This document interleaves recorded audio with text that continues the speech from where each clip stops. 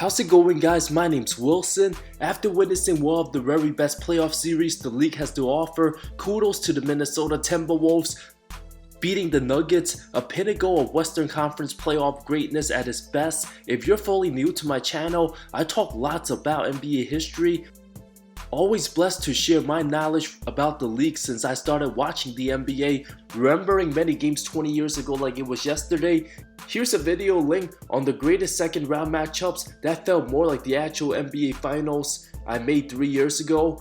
The Jokic vs Gobert matchup, one of the greatest pleasures of 10 different instances. The most valuable player faced off against the defensive player of the year. What happened in all those series? Which superstar showed out? All the answers right here. Let's dive in, starting with the 1983 Eastern Conference Finals. The first season the Defensive Player of the Year award existed, belonging to the one and only Sidney Moncrief of the Milwaukee Bucks under offensive juggernaut head coach Don Nelson, one of the most underrated, forgotten Bucks of that era.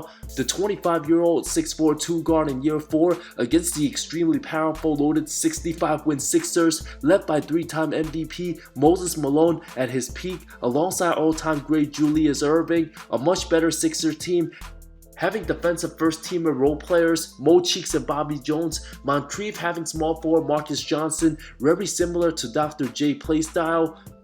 Role players Junior Richmond and old Bob Lanier. Many knew the Bucks didn't have much of a shot against a motivated and hungry, unstoppable Philadelphia team. The Defensive Player of the Year, those Bucks became the only team to ever sweep Bird Celtics round 1 in shocking fashion. Moncrief straight up outplayed 26-year-old Larry Bird, knocked off that 56-win squad, but against a hungry Moses and the famous Fo predicted a straight sweep throughout the playoffs. In the conference final showdown, the first game went to overtime. Bobby Jones stole the inbound pass to Clint Richardson, gave Philly the lead. Both Malone and Moncrief struggled that game, especially Sidney going 1 of 9 in 45 minutes. But bounced back game 2, it was Moses who dominated with 26 and 17. Moncrief's 25 and 5 steals, not enough. Sixers just too good. Moses 25 and 14 game 3. Trumps Moncrief 19, 10 and 4 steals. Lanier and Alton Lester overmatched by the MVP. But Milwaukee and Moncrief showed plenty of heart. Won game 4.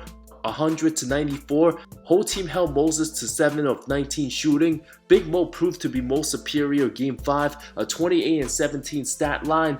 Route to a 12-point win, punching Philly's ticket to the NBA Finals. Big Money Mo simply imposed his will on Lanier every time he had it deep, showcasing his defense with 4 blocks, 6 offensive rebounds. Philly would proceed to sweep the Lakers. Milwaukee would keep losing to Prime Bird after 83, which brings us to 1984. Moncrief still the only guard to win multiple Defensive Player of the Year awards, this time against a rejuvenated Boston team against new head coach K.C. Jones, won a league best 62 wins. The MVP got his revenge on the Bucks, averaged a series best 27.4 points, 10 rebounds, 6 assists. The 2-time Defensive Player of the Year, 17, 6 and 4, overmatched, especially with Boston trading for former All-Star and Finals MVP Dennis Johnson. The Bucks only able to snatch one game to avoid a sweep. Boston as a team between 84 to 87, way too dominant for anyone in the conference to truly stand a chance. If it wasn't for Bird's greatness, we probably would have seen Moncrief go at it with Magic Showtime Lakers a couple times in the finals. Big Boston out-rebounded Milwaukee 53-36, sent Bob Lanier to retirement. Prime Bird went on to knock off the Lakers, undoubtedly proved he was head and shoulders the best player during the mid-80s. Michael Jordan 1991 versus the Detroit Pistons, knocking off back-to-back, regaining Defensive Player of the Year and future teammate Dennis Rodman. The Bad Boys being the toughest path for Jordan to get past 3 straight playoff exits to the loaded squad, but thanks to the emergence of Scottie Pippen shipping out and being one of the best two-way players, establishing himself as one of the premier small forwards in the game. With a more mature and improved Horace Grant, the rise of MJ's teammates helped Chicago fully compete for a title, a changing in the powers with the Pistons coming off 3 straight finals. Isaiah missed 34 games with wrist surgery.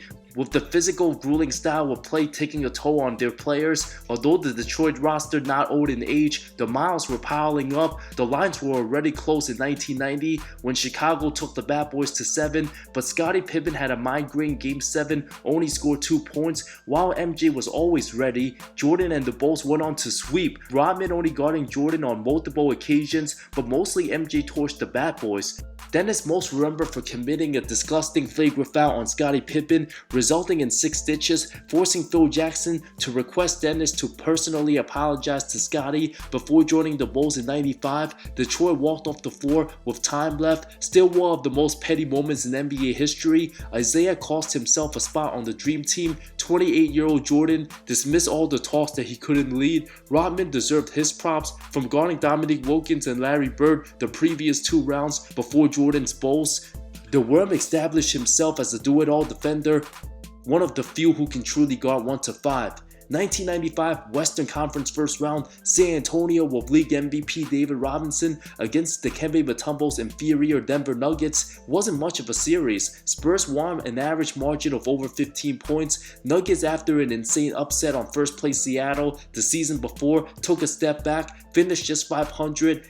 Head coach Dan Izzo quit before midway through the season. New coach Bernie Bickerstaff didn't work out. LaFonso Ellis knee injury out for the year. Mutombo not very effective, averaged just 6 and 6 for the series, while Robinson edged out Dikembe for defensive first team by a single vote. Mutombo became the second DPOY winner to not make defensive first. San Antonio's Dennis Rodman, former 2-time defense winner, also made defensive first, later benched in the conference finals for not listening to Coach Bob Hill. Nuggets fans drew objects onto the court as they were swept. Franchise wouldn't return to the postseason until Carmelo Anthony 2004. The Mile High fan base had their fair share of long misery. 1996 Finals, Michael Jordan vs. Scottie Pippen, 2 of the best teams squaring off, MJ being the near unanimous MVP, a historical 72 win squad, Seattle 64 win powerhouse, Pippen second for DPOY. As we remember from The Last Dance, seeing one of MJ's rare reactions after Pippen spoke about the job he's done.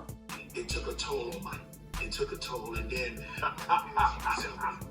resting him a little bit, and then the series changed. And I wish I could have did it earlier. I don't know if the outcome would be different, but it was a difference. And beat me down a little bit. The glove. I had no problem with the glove. The Bulls were cruising to victory, already up 3-0. MJ put on his usual numbers. Both stars equally deserved their praise without diminishing the other. Credit to the Sonics' incredible defense, forced Jordan into his worst final series and one of the worst MJ's ever played in the playoffs. Still better than 90% of other Hall of Famers' best series. A frustrated Peyton, mad at George Karl for not having him be the primary defender on Jordan. Chicago, of course, knew they were winning the series anyway, already being up 3-0, took the gas off the pedal a bit.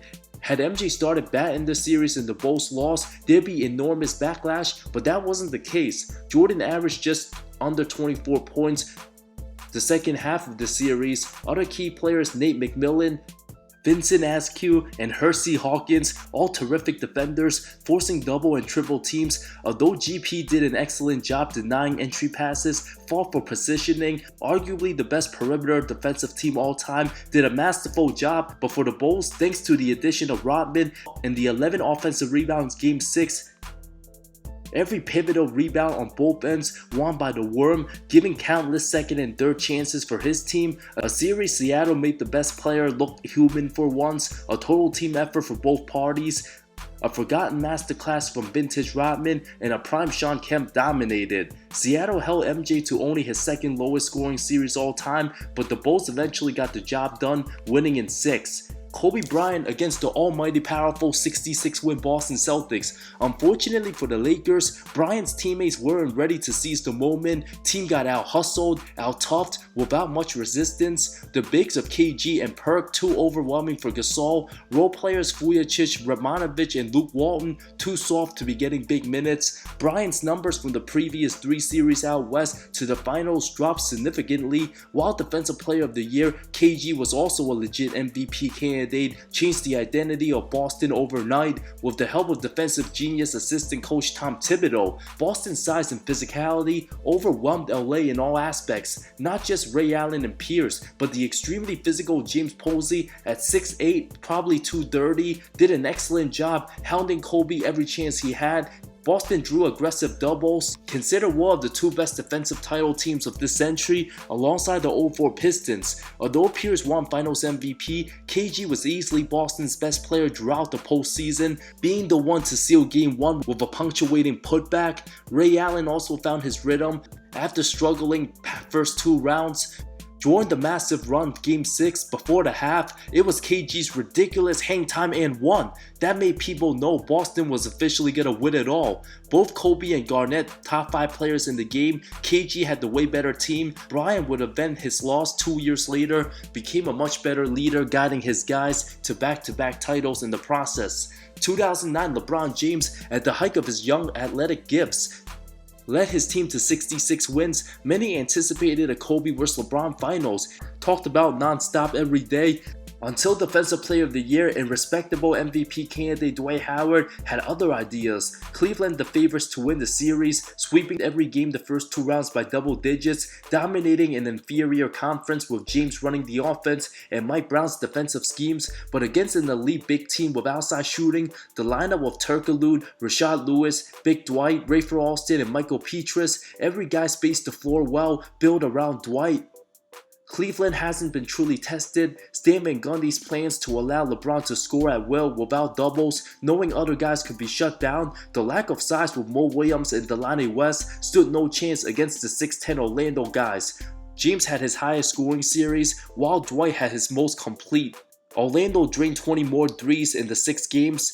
Clutch Rashad Lewis Game 1. Most memorable highlight, LeBron's insane game winner with a second left in Game 2, overshadowed by the series result. Michael Petrus outscored Cleveland's bench by double in Game 3. Game 4 super memorable. James had 44, 12, and 7. Dwight 27 and 14.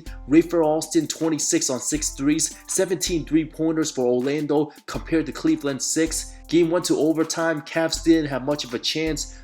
Howard then put on a masterful display Game 6, destroyed the helpless Varejao and Ilgauskas, a 40 and 14 punctuation mark. This performance alone, with his many Magic accomplishments, much more impressive than a few other top 75ers to make the top 75 over him. At the height of his Superman status, Prime Dwight single-handedly made Orlando the top defensive team in the league.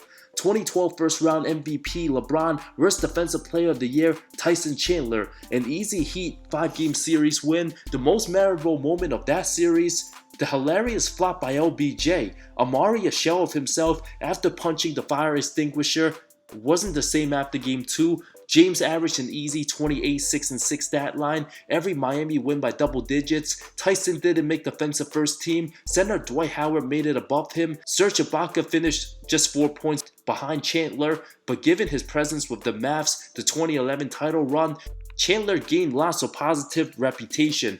When arriving to the Big Apple, the Knicks little to no shot at the hungry Heat team, which LeBron led to his first title. 2018 Western Semis, MVP James Harden and Rudy Gobert, the 65-win powerhouse, got the edge with the beard at the height of his powers. Unstoppable first step, the step-back threes from Coking Royce O'Neal, Donovan Mitchell, Jay Crowder, or Dante Exum.